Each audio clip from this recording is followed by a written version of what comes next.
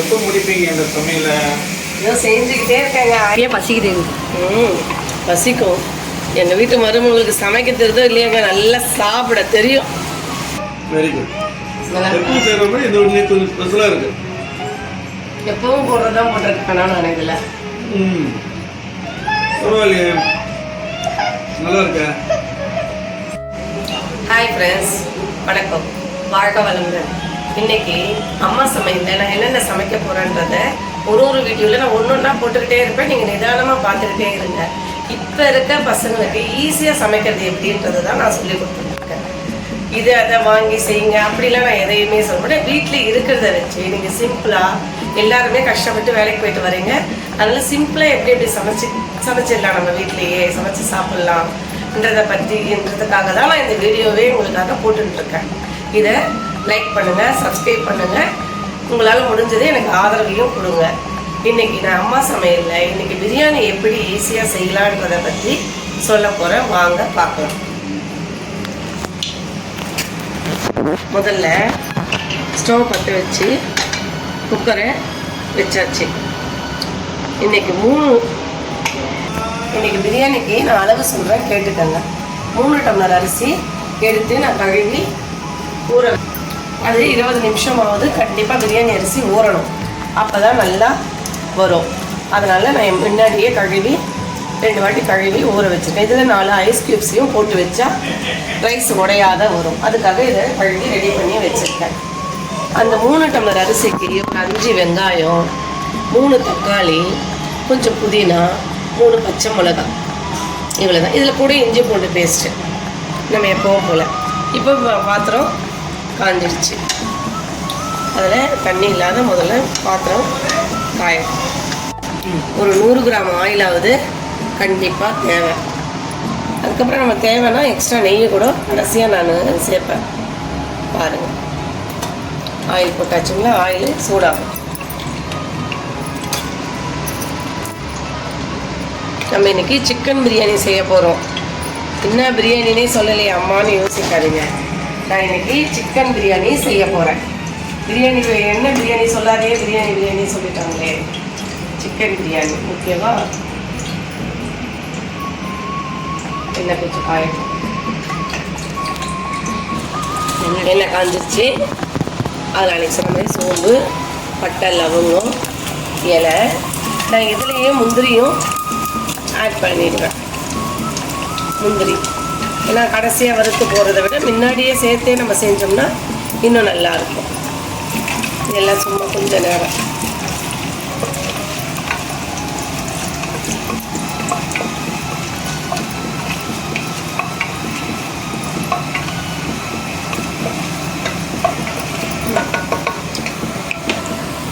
வெங்காயத்தை சேர்த்து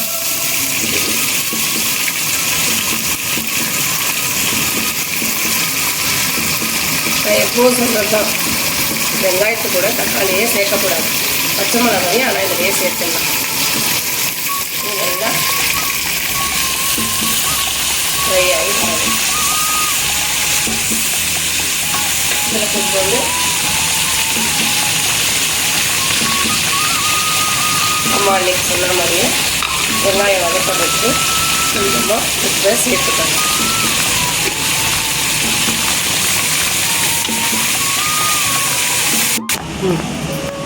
வெங்காயம் 2 நிமிஷம் வதங்கணும்னு மூடியை போட்டு வச்சுருக்கேன். 2 நிமிஷம் வதங்கட்டும். வாங்க வெங்காயம் வதங்கிருக்கான்னு பார்க்கலாம். நான் இந்த வெங்காயத்துடைய அளவெல்லாம் எது எடுத்து வச்சுருந்தெல்லாம் உங்களுக்கு இன்னும் காமிக்கிறேன். இத்தனை வெங்காயம்னு சொல்லலை. 3 டம்ளர் அரிசிக்கு 5 வெங்காயம் நம்ம கட் பண்ணி போடலாம். 3 தக்காளி,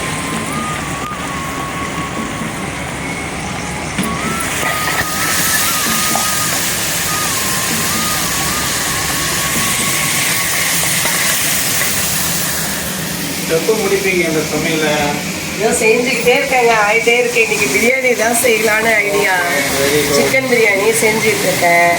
இது கொஞ்சம் ஒரு 1/2 ஹவரில் ரெடி ஆகிடும். கொஞ்சம் வெயிட் பண்ணுங்க, தாத்தாவும் பேரணும். அப்போ சிக்கன் பிரியாணி எப்படி செஞ்சு பார்க்கலாமா? பாட்டி செய்யறத பார்க்குறீங்களா? சூப்பராக செஞ்சு காமிக்கலாமா? நம்ம தக்காளி நல்லா வதப்படணும். இந்த பிரியாணிக்கே வந்து இந்த வெங்காயம் தக்காளிலாம் நல்லா வதங்கின பிறகு நம்ம செய்கிறதுல தான் பிரியாணியுடைய டேஸ்ட்டே இருக்குது.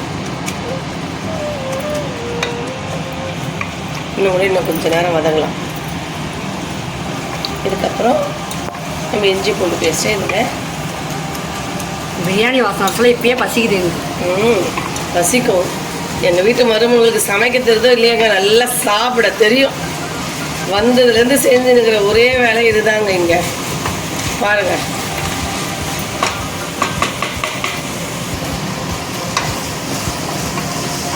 தக்காளி வதங்கிடுச்சு.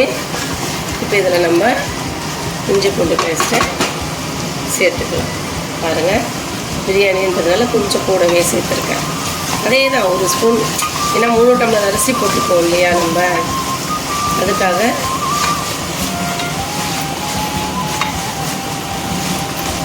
இஞ்சி பூண்டு பேஸ்ட்டை சேர்த்து அதையும் ஒரு கலரி விட்டுருக்கோம்.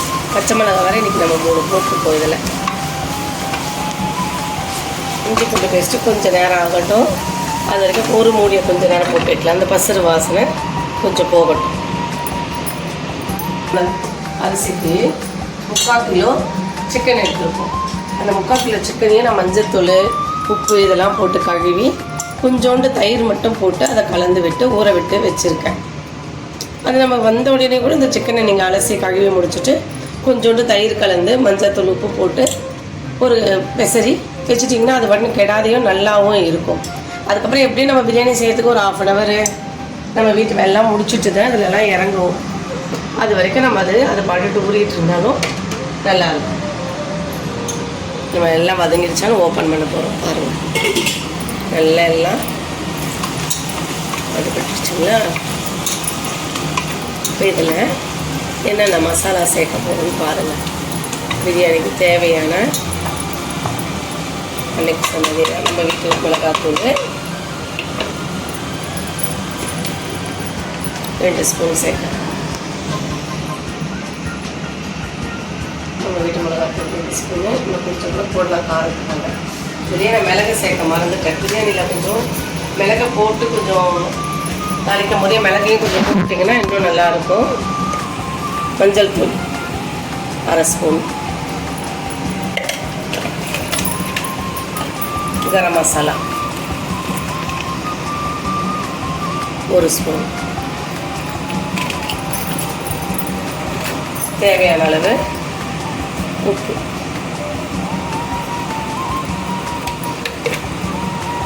இது எல்லாத்தையும் இதிலேயே கலந்து விட்டுடணும்.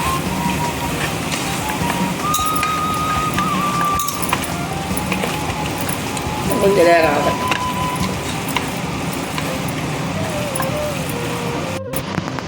பாருங்கள், நம்ம எல்லாம் கரம் மசாலா எல்லாம் சேர்த்தோம் இல்லைங்களா? அதில் மிளகாத்தூள், மஞ்சாத்தூள், கரம் மசாலா எல்லாம் போட்டு நல்லா அது எல்லாம் ஒன்றா மிக்ஸ் ஆகி வந்துருச்சு. இப்போ இதில் நம்ம வச்சுருக்க அந்த 3/4 கிலோ கறியை போடுறோம். இது சிக்கன் பிரியாணின்றதுனால கறிக்கு தனியாக விசில்லாம் விட வேண்டியதே கிடையாது. அதுலேயே நல்லா ஒரு 5 நிமிஷம் வதங்கின பிறகு நீங்கள் தண்ணியை கலந்து வச்சுருக்க தண்ணியை எடுத்து இதில் ஊற்றி கொதி விட்டு ஒரு 10 நிமிஷம் அதை கொதிச்சிட்ட பிறகு நம்ம அரிசியை கலந்தாலே போதும்.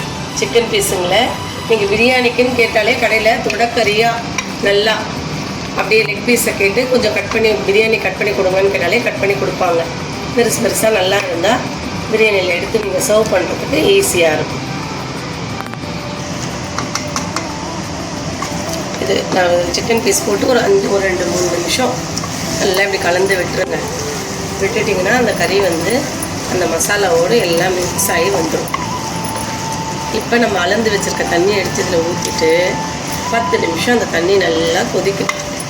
கொதித்த பிறகு அரிசியை போட வேண்டியதுதான். பிரியாணி ரெடி. 1 டம்ளர் அரிசிக்கு 1.5 டம்ளர் தண்ணி. உங்களுக்கு எல்லாம் தெரிஞ்ச அளவே தான். ஆனால் நீங்கள் எந்த கப்பில் அரிசி எடுக்கிறீங்களோ அதே கப்பில் தண்ணியை எடுத்துக்கோங்க. நீங்கள் 1 கப் அரிசி எடுத்திங்கன்னா அதுக்கு 1.5 கப் தண்ணி. அது நான் வந்து இந்த கப்பில் எடுத்திருக்கேன். இதில் நான் 1 டம்ளர் எடுத்தேன்னு சொன்னால் இதுக்கு 1.5 கப் தண்ணி வைப்பேன். அதே மாதிரி நீங்கள் உங்கள் வீட்டில் எந்த கப் வேணால் எடுத்துக்கலாம். எடுத்துக்கினா அதில் 1.5 கப் தண்ணி வச்சுக்கோங்க. அந்த தண்ணி நல்லா கொதிக்கட்டும். அந்த தண்ணி நீங்கள் ஒரு அரிசிக்கு நான் 1.5 டம்ளர்னு 3 டம்ளருக்குனால 4.5 டம்ளர் தண்ணி நாலேருந்து ஏற்கனவே வச்சுருக்கேன். இதை எடுத்து இப்போ அந்த சிக்கன் கிரேவியில் பிரியாணிக்கு எல்லாத்தையும் ரெடி பண்ணி வச்சுக்கலாம். இப்போ நம்ம ஊற்றிடலாம். பாருங்கள், ஊற்றி நல்லா கலந்து விட்டுட்டு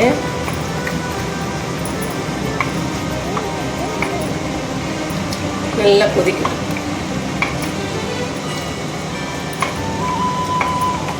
இது நல்லா 10 நிமிஷம் கொதிக்கணும்.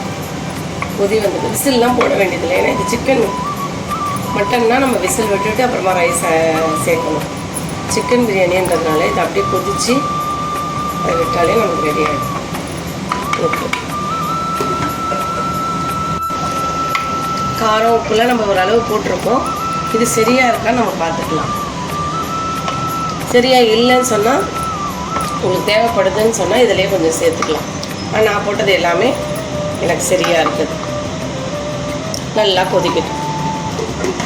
நல்லா ஒரு 10 நிமிஷம் கொதிக்கணும். அது நல்லா வாங்க பார்க்கலாம். 10 நிமிஷத்துக்கு மேலே அது நல்லா கொதி வந்திருக்கு பாருங்க. இந்த கொதியிலேயே இந்த சிக்கன் வெந்துடும். இதுக்கு தனியாக நம்ம விசில் விட வேண்டிய அவசியமே கிடையாது. ஆனால் குழந்தைங்க இருக்க வீடு உங்களுக்கு வந்து கொஞ்சம் கறி இன்னும் நல்லா வெந்து வரணும்னு சொன்னால் கூட நீங்கள் ஒரு விசில் விட்டு கூட எடுக்கலாம். அதனால் தப்பு கிடையாது. ஆனால் இது அப்படியே கொதித்து செஞ்சு அது பாருங்கள், அந்த பீசஸ் அப்படியே இருக்கும். இந்த பாருங்கள், இந்த 10 நிமிஷத்துக்கே அது கொஞ்சம் நம்ம நசுக்குனா கொஞ்சம் வெந்து வரா மாதிரியே இருக்கும். இப்போ ஆனால் நம்ம திருப்பி அரிசியை போட்டுட்டு ஒரு ஸ்டீம் விட தானே போகிறோம். அதெல்லாம் அந்த மீதி இருக்கிறது வெந்துடும். அரிசியை அதில் சேர்த்துக்கலாம்.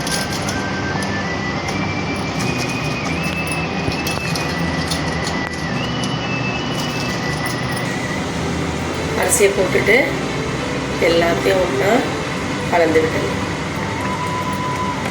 நான் கறி வேகத்துக்கு தான் விசில் விட மாட்டேன்னு சொன்னேன். இப்போ இந்த அரிசியை கலந்துட்டு நல்லா ஸ்டீம் வந்தோடனே ஒரே ஒரு விசில் விடுவேன். ஒரு விசில் விட்டாலே எல்லாம் வெந்து வந்துடும்.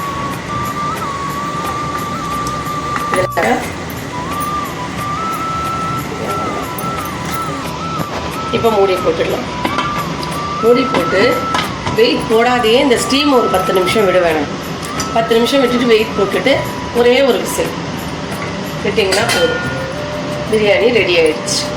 சிக்கன் 10 நிமிஷம் கொதிக்கிறோம். அதுக்கப்புறம் ஸ்டீமே 10 நிமிஷம், ஒரு 5 நிமிஷம் வந்தால் கூட போதும். இந்த ஸ்டீம் வந்துட்டு அதுக்கப்புறம் அதில் வெயிட்டை போட்டு ஒரே ஒரு விசில் விடுவோம். எனக்கு புரியல, இன்னொரு வாட்டி சொல்லுங்கள் நீங்கள். ஒன்றும் இல்லை மீனா, அதில் வந்து நம்ம ஸ்டீம் வந்து ஒரு 5 நிமிஷம் நல்லா ஸ்டீம் வந்தோடனே வெயிட் போட்டு ஒரே ஒரு விசில் விட்டுட்டு அது சிக்கன் பிரியாணி ரெடி ஆகிடும். ஸ்டீமை நான் 10 நிமிஷம் விட சொல்ல. ஸ்டீம் வந்து சும்மா கொஞ்ச நேரம் வந்தாலே போதும், ஒரு 5 நிமிஷம். ஏன்னா அது உள்ள கொதிக்கிறதுக்கு ஸ்டீம் விட சொல்லியிருக்கேன். ஓகே,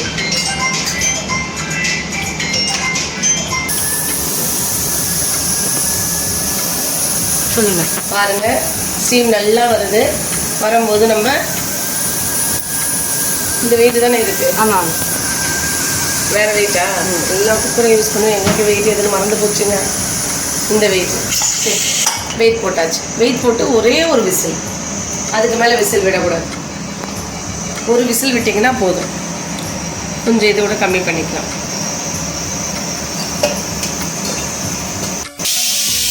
ஒரு விசில் வந்துச்சு, ஆஃப் பண்ணிக்க பாருங்கள். ஒரே விசில் தான், ஆஃப் பண்ணியாச்சு. அது ஒரு 5 நிமிஷம் இருக்கட்டும். அதுக்கப்புறம் நம்ம அதை ஸ்டீமை ரிலீஸ் பண்ணிவிட்டு பிரியாணி எப்படி இருக்குதுன்னு பார்க்கலாம் வாங்க. இல்லையா, ஸ்டீமை நான் ரிலீஸ் பண்ணிட்டேன். ஏன்னா ஸ்டீம் அப்படியே இருந்தால் அரிசி ரொம்ப அலைஞ்சிடும். அதனால் நான் ஸ்டீம் கொஞ்சம் நேரத்துக்கு மேலே ரிலீஸ் பண்ணிட்டேன். ரிலீஸ் பண்ணிவிட்டு ஓப்பன் பண்ணி நம்ம ஒரு கலந்து விட்டுட்டு அது மேலே புதினா இதெல்லாம் சேர்த்துட்டு விட்டுடலாம். பார்க்கலாம், கலந்துட்டோமா? ஒரு நிமிஷம் இது தள்ளிக்க. இப்படி ஒரே ஒரு கலர் போதும். கலந்தாச்சுங்களா? இதை அப்படியே இப்படி பண்ணிட்டு இதுக்கு மேலே புதினா கொஞ்சமாக, கொஞ்சோண்டு லெமன்,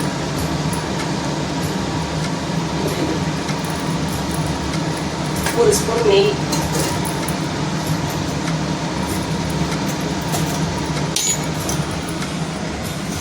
நெய் கொஞ்சம் போட்டு எல்லாத்தையும்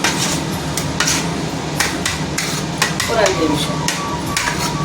புதினாவை முதல்ல போடக்கூடாது, கடைசியாக எல்லாம் முடியும் போது புதினா போட்டிங்கன்னா தான் அந்த புதினாவுடைய இது வந்து அதில் இறங்கும்.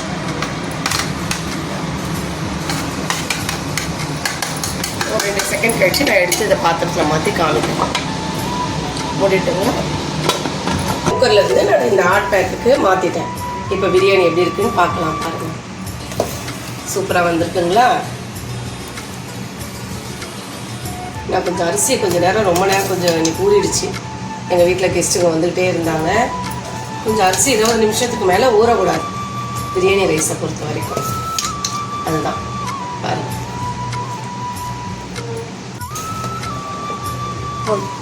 ஆ ரொம்ப இல்லை. சூப்பராக இருக்கா? முந்திரியெல்லாம் நம்ம அதிலே ஏற்கனவே போட்டிருக்கோம். திருப்பிலாம் வறுத்துலாம் போட வேண்டியதே இல்லை. பிரியாணி நல்லா இருக்குங்களா பார்க்குறதுக்கு? இன்னைக்கு எங்கள் வீட்டில் எங்கள் மருமக லெமன் ஜூஸ் போட்டு வச்சுருக்காங்க. பிரியாணிக்கு ரைத்தா, எங்கள் பையனுக்காக எறா கிரேவி, எங்கள் வீட்டுக்காரருக்காக மத்தி மீன் குழம்பு, பிரியாணிக்கு முட்டை. முட்டையை எடுத்து வைக்கிட்டுங்களா? பார்க்குறீங்களா? பாருங்கள், பிரியாணி முட்டை. இன்றைக்கி எங்கள் வீட்டு ஸ்பெஷல் சிக்கன் பிரியாணி, மத்தி மீன் குழம்பு, முட்டை, ரைத்தா, எறா கிரேவி, லெமன் ஜூஸ்.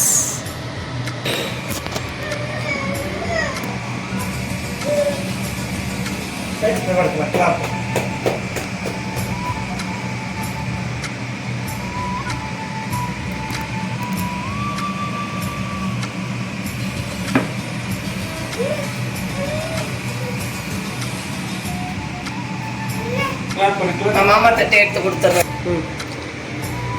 எங்க இங்கே வாங்க, டேஸ்ட்டுக்கு எங்கள் வீட்டில் ஒரு ஆள் வந்து ரெடியாக நிற்கிறாங்க. இது எப்படி இருக்குன்னு டேஸ்ட் பண்ணிவிட்டு அந்த ஒரு ஆள் யாரு, அந்த ஒரு ஆள் யாருன்னு இருங்க சொல்கிறேன். அந்த ஒரு ஆள் யார் தெரியுமா? எங்கள் வீட்டுக்காரு. அந்த ஒரு ஆள் யாருன்னா மை ஹஸ்பண்ட். இந்தாங்க எங்க.